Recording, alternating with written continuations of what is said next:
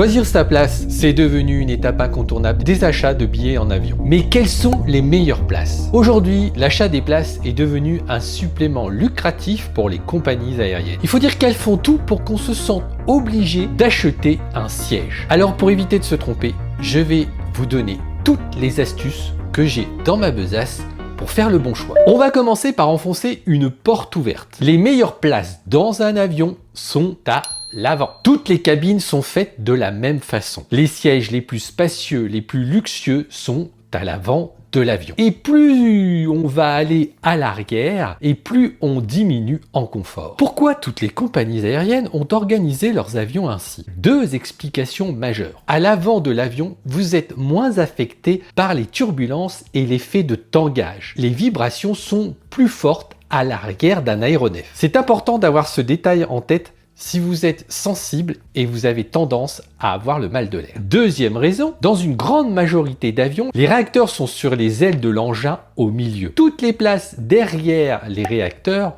vont être plus bruyantes. Donc là aussi, c'est un facteur important à avoir en tête. On pourrait donc faire maintenant une première conclusion en disant qu'on va forcément éviter l'arrière de l'avion. Oui, mais on va voir en toute fin de vidéo que ces places au fond de l'avion peuvent être intéressantes dans un cas précis. Dans un avion, on peut avoir jusqu'à 4 classes de confort différentes. La première classe, la classe affaires ou encore appelée business, la classe premium qui a pris pas mal d'ampleur ces dernières années, et enfin la classe économique qui va nous intéresser par la suite. Donc dans un aéronef, on va aller du plus cher au moins cher. Voici par exemple des tarifs sur un même vol. Pour un Paris-Los Angeles direct début février, vous allez débourser 620 € en classe éco. On va passer à 1545 € pour de la premium, plus de 5000 € pour de la classe business, et enfin, vous allez débourser 24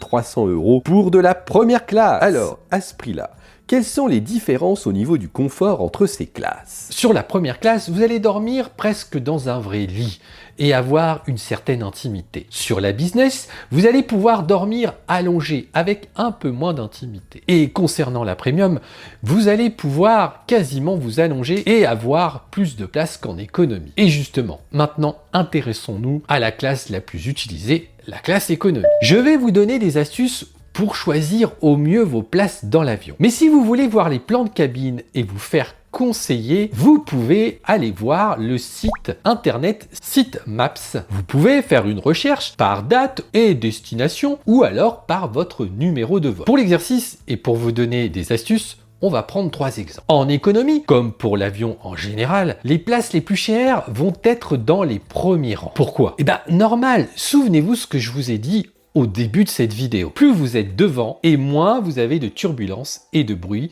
par rapport au fond de l'avion. Vous allez aussi pénétrer et sortir dans les premiers. Ce petit détail peut avoir son importance si vous avez une correspondance un peu limite en timing. Donc, il paraît totalement logique que les places à l'avant de la classe économie soient les plus chères. Mais attention, ce n'est pas forcément les meilleures places de la classe économie.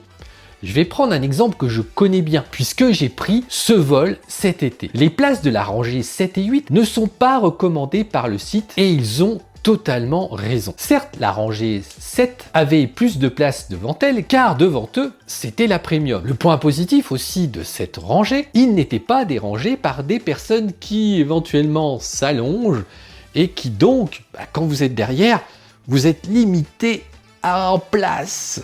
Mais par contre, je peux vous dire qu'ils ont été dérangés toute la durée du vol par des personnes qui allaient aux toilettes. Et je ne parle pas des odeurs potentielles qui sont parfois gênantes. Moi, de mon côté, j'étais à la place 17A. Superbe place pour les jambes. Comme j'étais dans une rangée avec une porte de secours, l'espace entre les rangs est plus grand. Par contre, gros bémol, j'ai eu super froid, donc si vous choisissez des places à côté des portes de secours, prévoyez de vous habiller chaudement. Je vais prendre un autre exemple dans un voyage que j'ai fait aussi récemment. Il s'agit de l'avion qui m'a permis de me rendre de Genève à Reykjavik. J'avais la place 7B, un espace pour les jambes incroyable. En effet, une rangée super top, je valide les places indiquées en vert sur Seatmaps dans cet exemple. Si mes conseils vous sont utiles, N'hésitez pas à liker et puis peut-être à vous abonner. Il y aura d'autres vidéos qui pourraient vous intéresser. Allez, on poursuit. Et maintenant, je vais prendre une autre configuration pour vous donner d'autres astuces. Je vous préviens, ce sont des conseils comme ça à la volée. Ils ne vont pas nécessairement fonctionner à tous les coups. À vous de les adapter en fonction de votre situation. On commence par le cas où les places de devant, la première rangée de l'écho, peuvent présenter un risque de vol pas très agréable. Le cas des enfants, et en particulier des nourrissons. Les familles qui voyagent avec des bébés auront forcément les places devant, au niveau de la rangée 4 dans mon exemple, pour pouvoir y mettre un berceau. Les enfants dans un avion, je suis passé par là, ça peut vite devenir un cauchemar. Donc moi personnellement, je vais toujours éviter la rangée totalement devant. Alors c'est sûr que ça ne m'exempte pas d'avoir peut-être un enfant pénible plus loin dans l'avion, évidemment. Pour le moment, on a vu où s'installer dans la longueur de l'avion. Mais maintenant, on va regarder où sont les places les plus optimales sur la largeur de l'avion. Évidemment, mes conseils que je vais vous donner ne vont valoir que si vous voyagez seul. À vous de les adapter en fonction du nombre de passagers qui vous accompagnent. Il faut absolument éviter ces places. Pourquoi? D'évidence, vous risquez d'être coincé entre deux personnes. Avec cette question existentielle, vais-je prendre les accoudoirs ou me les faire piquer par mon voisin? Non, sans rire.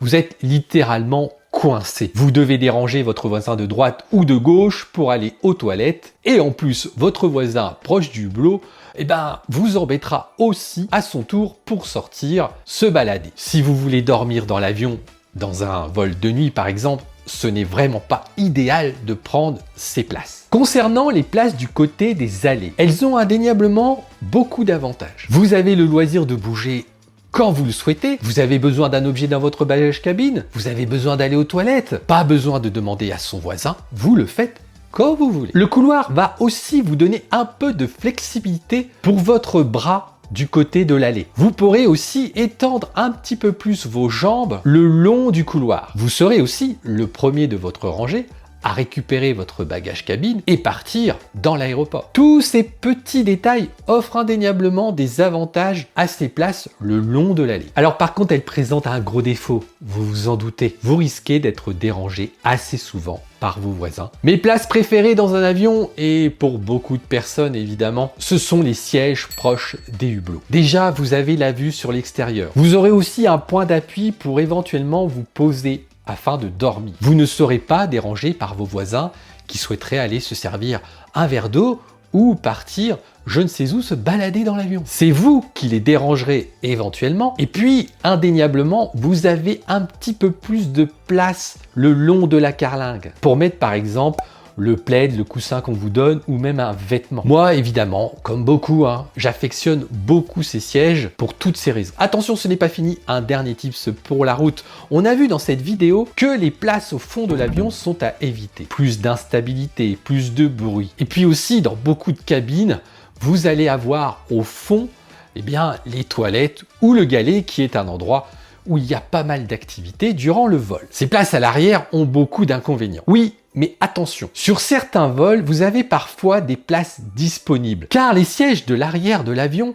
sont les mal aimés. Si le vol n'est pas complet, vous pouvez être sûr que la classe éco va être très occupée à l'avant, mais moins à l'arrière. Donc vous voyez où je veux en venir. Vous pouvez peut-être avoir la chance qu'il n'y ait personne à côté de vous, et donc de profiter d'une place supplémentaire au même prix. Pour voir si ça peut fonctionner, c'est au moment de l'enregistrement en ligne que vous allez regarder au niveau du plan de la cabine si le vol est très occupé ou pas trop. Dans ces cas-là, vous pouvez peut-être tenter de prendre une place au fond de l'avion et d'avoir personne à côté de vous. Et maintenant, pour plus de conseils, faites votre choix. Rejoignez-moi dans l'une ou l'autre de ces vidéos. Allez, à tout de suite!